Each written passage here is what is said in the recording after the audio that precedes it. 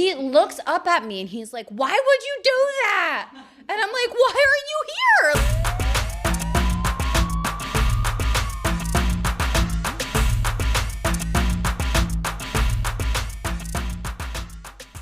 What up, rats? It's your hosts, Allie, Nora, and Tara, and this is Bad Advice Only. Be sure to follow us on Instagram at Bad Advice Only, NYC, and leave us a review.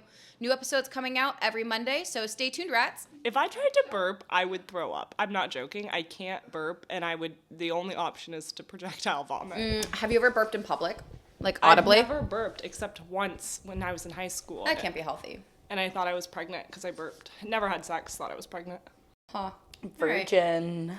Well, I tend to, unfortunately burp and fart in public. And I think no one else can hear me. Like at a rave. You fart at raves? You told me to ease into a segue, and you guys just trampled right over it. I didn't know that. I didn't pick up on that. I didn't pick up that that's how you were going to segue. So you fart at raves. What's that like? I don't fart at raves, but I hate raves. Why don't you fart at raves? Yeah, it seems ideal. Well, maybe I do, but, I wouldn't know because my body is in this, loose, transformative state. I wonder how that happens. Well, I guess we can just, talk about raves. What is a rave? Where did it come from? What's you go? a rave like in New York City? Do you think they differ state to state? Yeah, I have no idea. As the one with least rave experience here, I have been to a rave in Berlin, and I've been to New York raves, and I hated them both. Okay. And they were different. For those of you who's what is a rave, didn't really know, only saw it on Dawson's Creek that one time where Jennifer Lindley gave this girl named Andy ecstasy for the first time at a rave. There's and ecstasy? She mixed it with her depression drugs and had to go to the hospital. You take antidepressants, not depressants. Just so Anyway, you know. a rave is a dance party, usually at a warehouse or a club or a public or private venue. It can really be anywhere with lights and a DJ and dancing and drugs. That's the definition. Who's the most rave experienced here? Tara? Allie. I would say Allie. I would say Allie. I would say no. I would say I've been to the most, but I haven't, She doesn't partake. I don't partake like you do. I don't like that. Tara. We're not talking. Tara really gets into it. Tara loves it. So basically they say this started in the 80s in Chicago. But I think it's rave culture. They like to make up their own facts about what's true and what's not to make themselves feel better. Any ravers on their history. Well, I saw that, and then I saw this other documentary on Netflix one time because Rave Daddy obviously was super into this lifestyle, and once he really go in, we watched all these stupid documentaries, and they were no, it's disco, Studio 54, Andy Warhol style. So you really casually said Rave Daddy. Do you want to share who is that? Yeah, Rave Daddy's my ex, and Is that what you called him in the bedroom? no, he bought a shirt that said Rave Daddy on duty after we broke up. Ew. But he's the one that got me into raves in the first place. When we first started dating, it was our third date. Okay, so we had dated for 4 months, right? We took a year break. We get back together. Did Whatever you that looks decide that year break? Were you let's wait 365 days before we meet on the It bridge? was just what happened. It was not a big deal. The break's not relevant, but I'm giving the context as to why the third date we did something a little bit more. A little kooky. But he was hey, I have these VIP tickets for this guy that I've been wanting to see in concert. It's gonna be a sick show.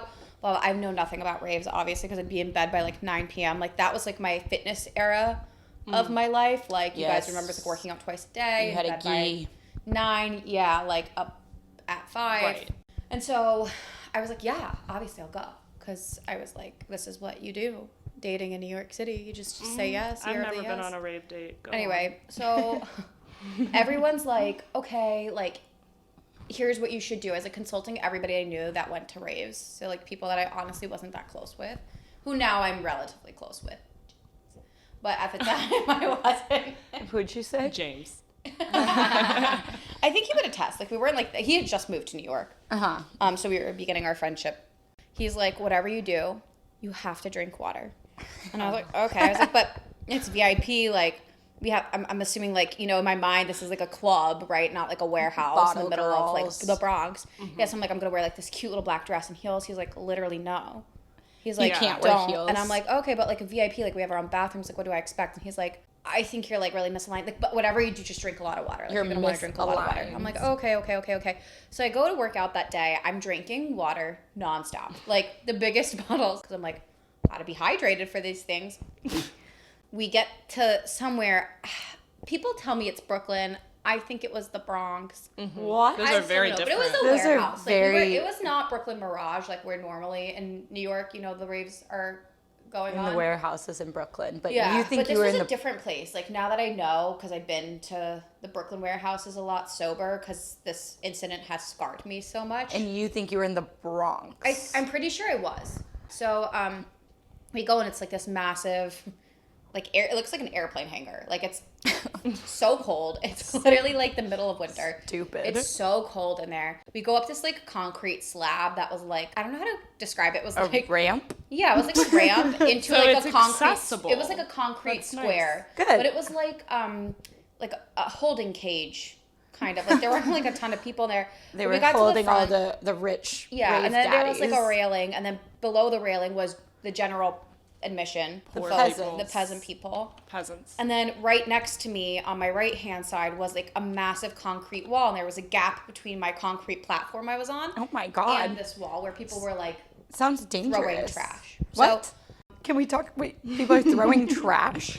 What do you mean? Like at the rich people, the peasants. Well, they're like drinking cans, and they're like, I'm not gonna leave to go get a trash can. I'm just gonna throw it in this hole.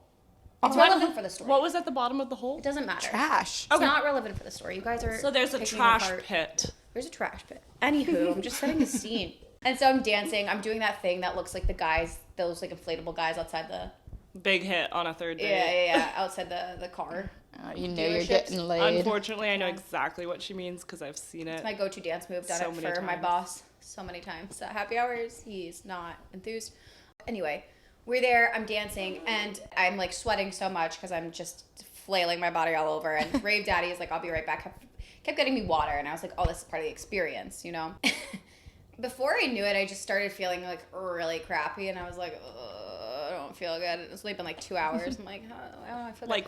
Like throw up? I'm like, I'm going to throw up. Like, okay. I knew I was going to throw up, and I hadn't thrown up in quite some time because I wasn't really going out because I was so into like my fitness era. Yeah, that's the primary throw up reason that one could have, not being sick or anything. Go on. Yeah, so no, you haven't puked in a while and you're due. I was like, I feel like shit. So I turned to him and I'm like, I'm gonna get sick. He's like, well, go to the bathroom. Okay, these bathrooms were not like next door, okay? You had to run around this airplane hangar to go upstairs to a porta potty. I'm like, there isn't time. And he goes, what? And I go, look away. Like bridesmaid style, I swear to God. In that trash pit, I turn over and I just start projectiling. Oh, now on the corner where the trash pit and the concrete wall meet, there's a peasant. Oh my God. Climbing up. One of the general. Towards the VIP section. I vomit all over him. This guy, I refer to him often as a kid because in my mind he had a backpack on and like I was like, it was so late and I was a little bit delusional and I was like, kind of looks like a 12-year-old. Did you say anything? He looks up at me and he's like, why would you do that? And I'm like, why are you here? Like, why are you climbing up? This is my trash pit that I like, who's in the wrong? The person climbing or the person puking? Definitely the one climbing.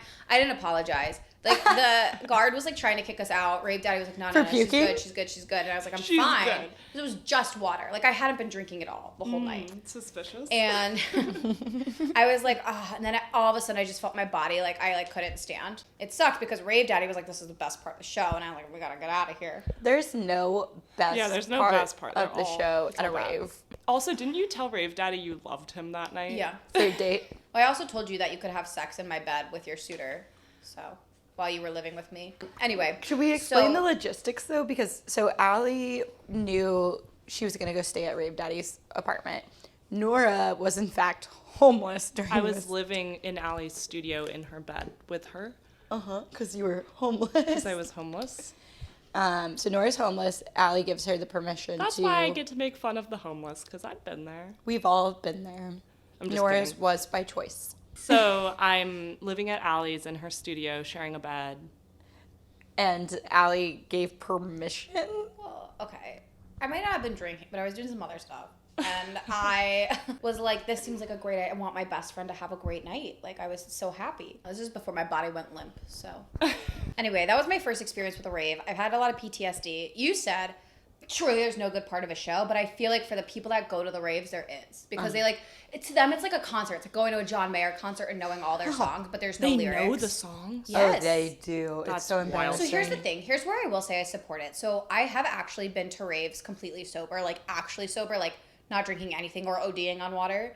And like those instances, it's like a Zed or a Galantis, something poppy that has lyrics that they would play in like a club in Vegas where all the other basic white girls like myself would be like, woohoo! And like I can dance and sing. It's the ones that are like, like I can't do it. It hurts my head. It hurts my head. So you threw up all over a peasant. What other rave stories you got? Well, I partied a lot at the beginning of 2020. So. Oh, I was actually going to mention that. You know how everyone is like, when 2020 and COVID happened, everyone was like, oh my God, I have so much regret staying in. Why did I stay in so much?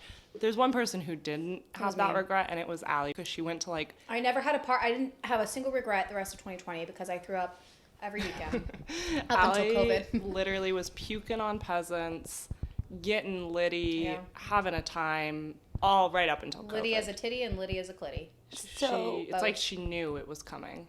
Okay, so this reminds me of one of my first raves that I went to. One of my friends was in town, and our mutual friend, AJ, had a girlfriend at the time that loved... I love this story.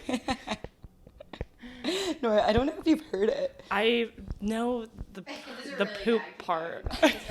There's a key part. So the girlfriend he has at the time, who will remain anonymous, we go to Brooklyn, which is where the rave scene is, not the Bronx, Allie. And we are not drinking, wink, wink. And AJ, of course, is drinking because he's, I don't know how we'd describe AJ. Because he's healthy. Oh, he's healthy and would never do anything besides drink alcohol. A little alcohol here and there. Well, AJ's just like he's adverse to illicit drug use. As are we. Right. Wink.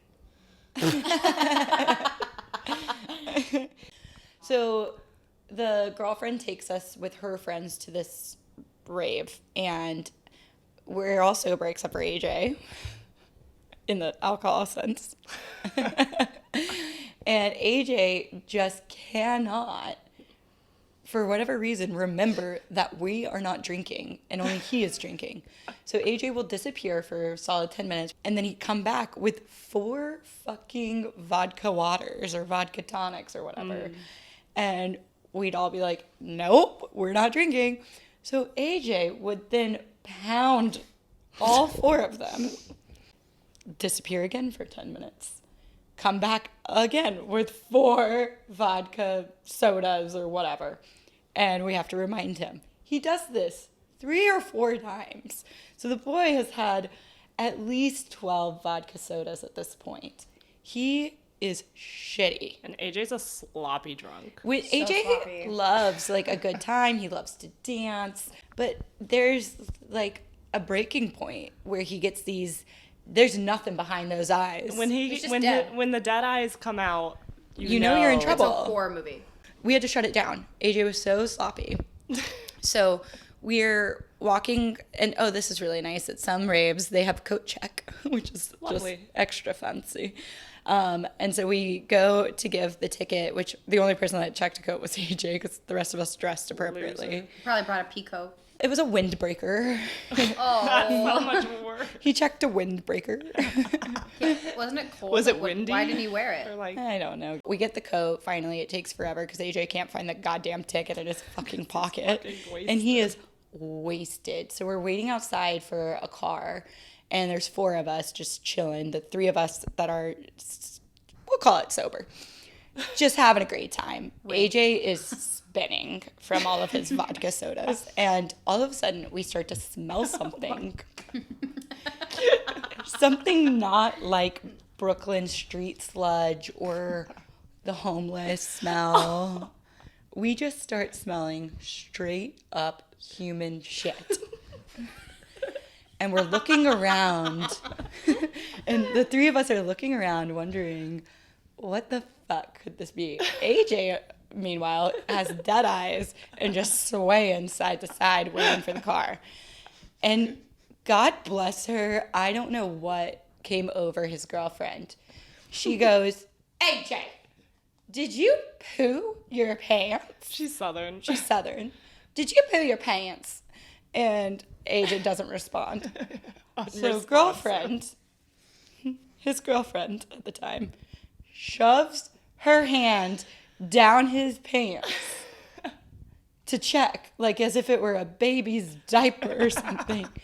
She wrenches her hand back out, and I am just struck. I'm just like, oh. She goes, it's clean. I looked at her and I go, what if there had been shit on your hand? And she goes, didn't think it through.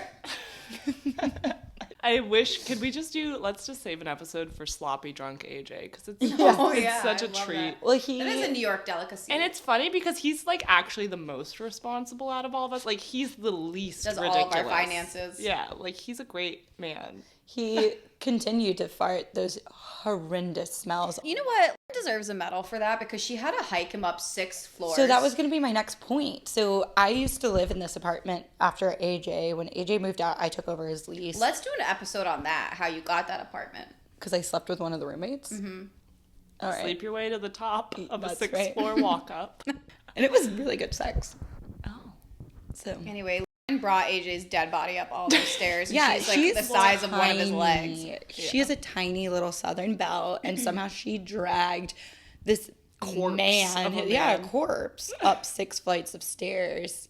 And also, fun fact, once you get into that apartment, there's another flight of stairs, and it's a spiral staircase that somehow she got his lifeless body. It makes it sound fancy, but it's not. It was a shithole. It was Y'all have lived in some I shitty think places. it was probably our nicest place that we ever No, lived. that actually probably was the nicest place any of us lived. I We're didn't at live there. Alley's right I've now. fallen down those stairs, though, and blood all over them. There's still blood on one of the walls. Yeah, I check every time I'm there. All right. Well, one of the things that I think is really interesting about rave culture, especially in New York, is that people will go alone, which I think is kind of a psycho move. Like, I would never go alone, one, because now there's murders happening at Brooklyn Mirage, which is, again, There's like the a main murder place. at They were Brooklyn? just, like, targeting finance bros. Yeah. They No were, like, way. they killed, like, 2 or 3 people. Tara's literally has the biggest smile on her face right now. She goes, no way. I don't have a problem with finance bros. But Would you- I sleep with them? No. Haven't you? The one with herpes. Oh wait, no, I wouldn't sleep with him because he didn't want to use a condom. Because of the herpes. Yeah, he wanted to spread the love. Anyway, I think it'd be crazy to go alone. I know people that have gone alone. I don't understand it. I honestly think it's, like, not, I don't even like going, I don't like going at all, but, like, I would have to go with a friend group. And, like, a friend group that's fun. Didn't your ex, what are we calling him? Rave Daddy. Rave Daddy. Go alone? I think he went, like, once. Didn't he stop inviting you too, though? Yeah. Why Are we not talking Because about I don't do the drugs after I threw up on that kid.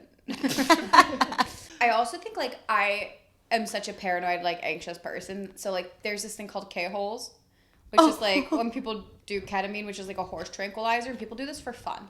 And this is, like, specifically part of rave culture. I mean, not only attributed to rave culture, but No, also it's for. when I was mean, there, though, I was like, I was like dancing, having a good time, like minding my own, and some kid just passes the fuck out right next to me, like literally drops, and I'm like, is this kid dead? So then I start feeling like I'm gonna pass out, even though it had nothing to do with me. You didn't take any I ketamine. didn't take a fucking I whiff of it. I don't even know what it is.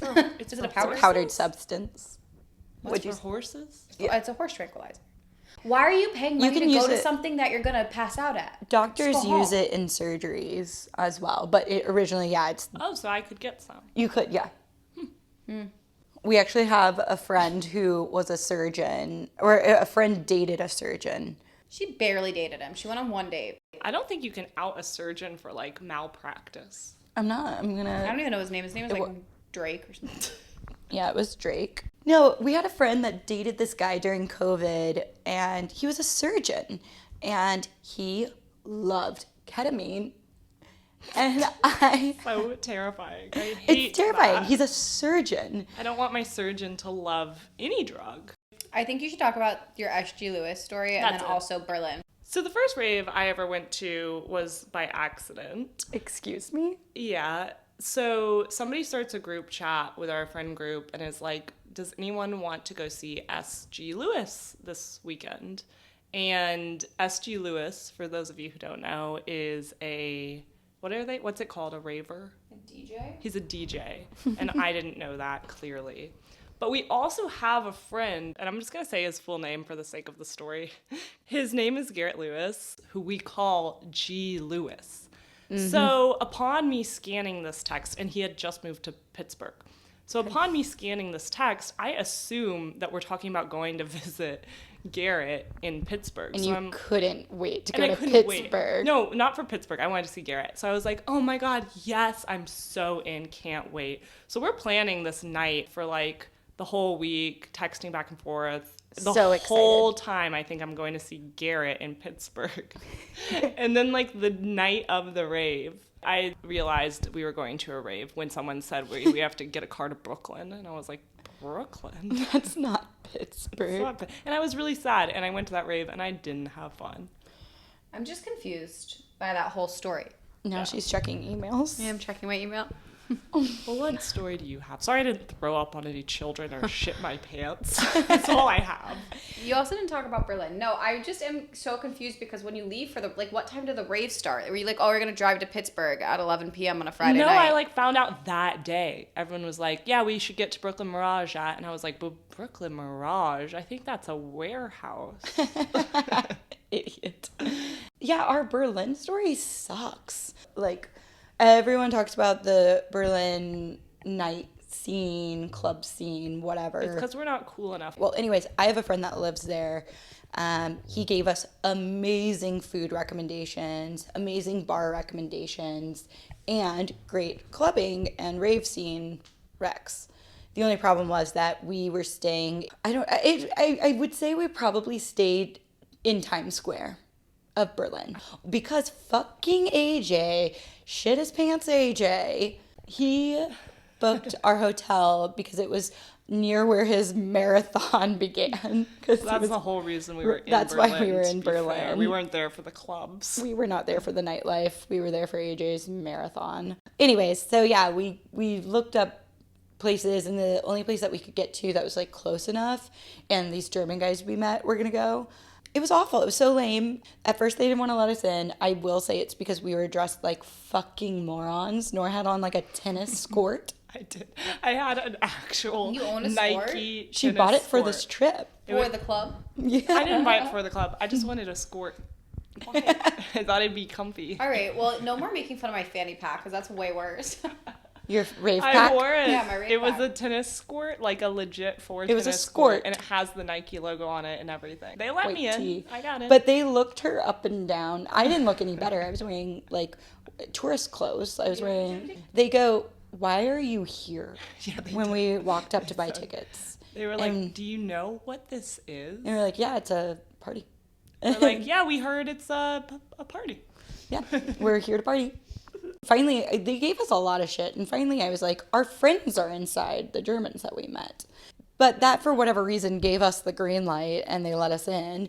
So we are expecting sex club, I don't know what. But the way these Raves aren't people... synonymous with sex clubs. I thought it was going to be like sex, gay, straight, everything else, blowjobs furries. on the floor. Yeah, like somebody running on a treadmill. Probably in Amsterdam, maybe not Berlin. No, it's all the same. It's all the same. Same country. Same country. Says the girl who's been to one rave.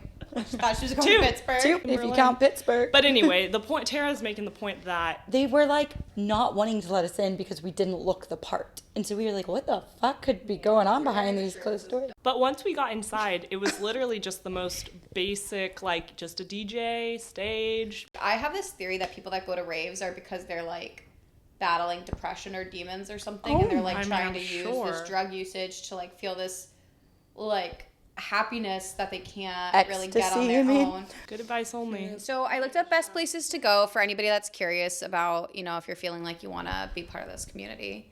We talked about Brooklyn Mirage, Avant Gardner, which is pretty much the same venue. It just depends on if it's indoor, summer or winter. There's the Brooklyn Navy Yard, Superior Ingredients. Most of those things are in Brooklyn. And then they have like places in the city like Musica.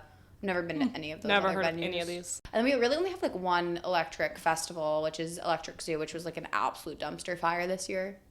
What is that? You went to that? I didn't. Rave Daddy did. Rave Daddy That was the went. weekend that we've decided to part ways. Oh, that was... It was the weekend of the breakup. So It's mostly for like 20-year-olds. Did the rave Sounds about right contribute for to Rave the Daddy. breakup? Yeah, we'll talk about it another time, but yeah, I can't stand for that long. Like, nothing about the space is attractive to me.